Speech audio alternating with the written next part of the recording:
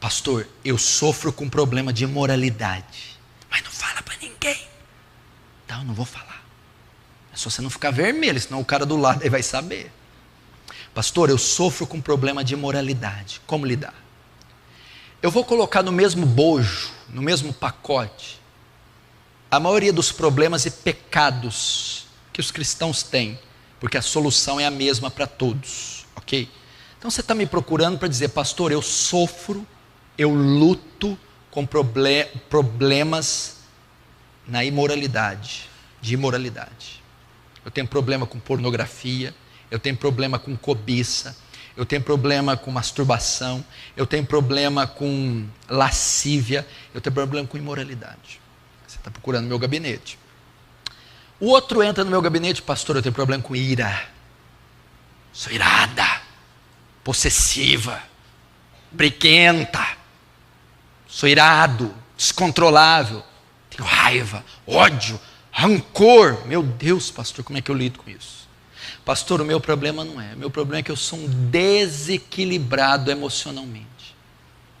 Uma hora eu estou rindo, outra hora eu estou chorando. Eu grito, eu berro, eu choro. Eu sou descontrolado. Eu não tenho domínio sobre minhas emoções. Eu choro, rio, grito. Sou desse jeito.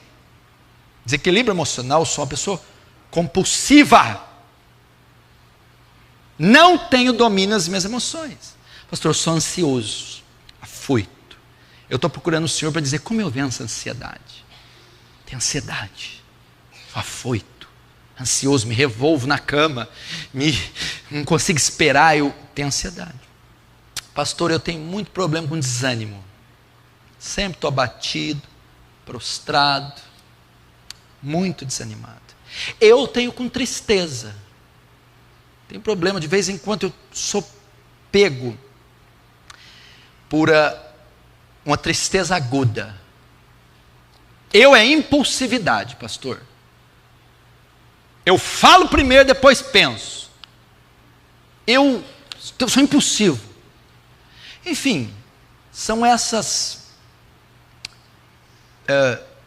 algumas das práticas que muitos têm, dentre outras que eu não citei aqui. Mas eu citei imoralidade, ira, desequilíbrio emocional, ansiedade, desânimo, tristeza, impulsividade. Como eu lido com isso? Eu que tenho uma delas, eu que tenho duas do que o senhor citou, eu que tenho todas. Eu vivo tendo distúrbios psicológicos, emocionais, transtornos, desequilíbrios, pulsões, compulsões, enfim, uma guerra interna, emocional, psicológica, conflitos espirituais, e vão fazendo com que a minha vida oscile. Como que eu lido com isso? Vamos lá. Primeiro, todas essas manifestações são manifestações de um homem ímpio, ok? Se isso é muito comum na sua vida, eu tenho que ser franco, pode ser que você não tenha nascido de novo, porque não é natural de um crente viver irado, não é natural de um crente viver com problemas de moralidade, não é natural a pessoa viver desequilibrada, não é. Um crente pode ter essas pulsões, pode ter esses surtos, pode, mas é a rotina da vida dele isso? Não. Então você deve procurar o quê? Arrependimento. Pedir para Deus transformar você, porque a ira é oriunda do velho homem, a cobiça é oriunda do velho homem, o desequilíbrio é oriundo do velho homem, a mentira, esses desequilíbrios são oriundos do velho homem. Então você só vai curá-los sendo transformado, recebendo o Espírito Santo e uma nova natureza. Contudo, se você só lida com isso, como vencer, como lidar com esses fatores? O que a Bíblia diz? Até sentado eu transpiro. Vamos para a resposta bíblica. Olha só, vou te ajudar com esse texto. Romanos 6,14. Pois o pecado não terá mais domínio sobre vós, pois não estão mais debaixo da lei, e sim da graça. Presta atenção. você aprender isso aqui. Você vai aprender, você vai ficar aliviado. Quando alguém se converte, Deus lida com o pecado dele em 3 períodos. O que mata você? É o pecado, não é? O que condena você? É o pecado, não é? Da onde saem essas práticas? Do pecado. O pecado que traz ira, orgulho, lascívia, cobiça, desequilíbrio, depressão. É o pecado. No ato de conversão, Deus concede a você 3 fases com o pecado. 3. Primeiro, Deus vai lidar com a culpa do pecado. Segundo, Deus vai lidar com o poder do pecado. Terceiro, Deus vai lidar com a presença do pecado. Primeiro, Deus lida com a culpa do pecado. Pecados são como crimes, transgressões da lei de Deus. E os pecados condenam você. No tribunal de Cristo, você está condenado pelos pecados. Mas quando você crê, você é justificado. Ou seja, a culpa do pecado é tirada de você. Então, quando você converte, primeiro ele resolve o problema da culpa. Justificados, pois, pela fé, temos paz para com Deus. Quando você crê, a culpa do pecado é tirada. Você não pode mais ser condenado. A culpa foi retirada. Agora, o segundo passo, Deus vai tratar com o poder do pecado. O que é o poder? É a inclinação que nós temos para o pecado. Como ele vai tratar? Deus nos dá o Espírito Santo, que nos regenera. E ele nos dá um dos frutos do Espírito, que chama domínio próprio. Gálatas 5:22. Ok? O que esse fruto nos dá? É o poder que Deus nos dá de exercer autodomínio, de exercer domínio sobre nossas faculdades.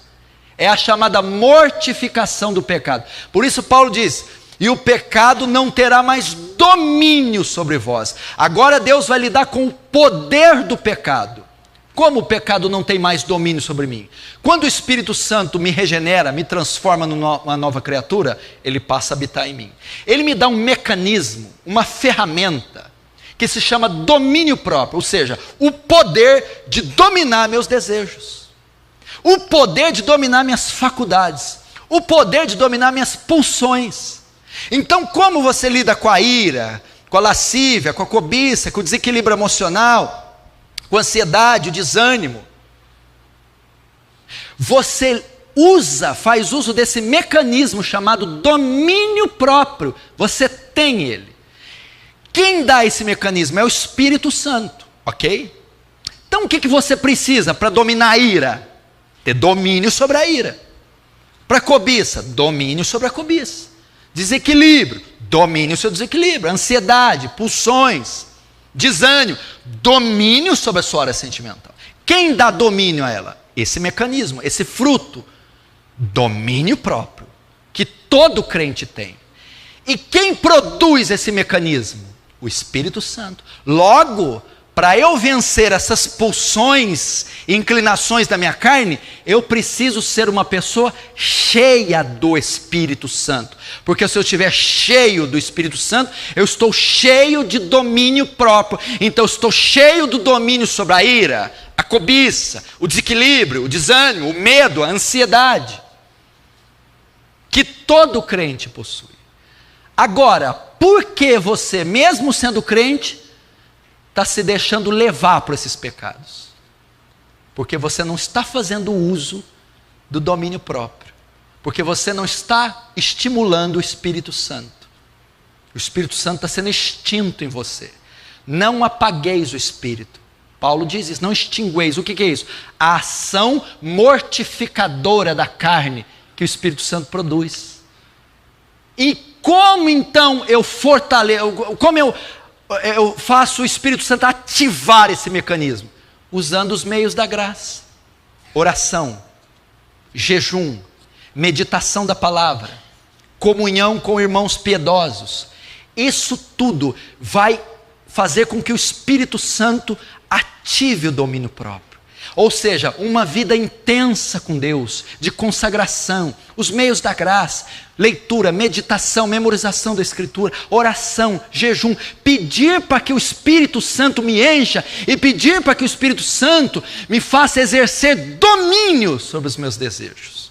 Por quê? Porque tem uma promessa sobre você. Este pecado não terá mais domínio sobre você. Não pode te dominar. Deus, quando você creu, Ele lidou com a culpa do pecado. Ele tirou, você não pode ser mais condenado. Mas agora Ele lida com o poder do pecado. O pecado não pode falar mais alto em você. É só você usar o domínio próprio. Agora, pastor, eu sempre vou ter que lutar com isso? Sim, sempre.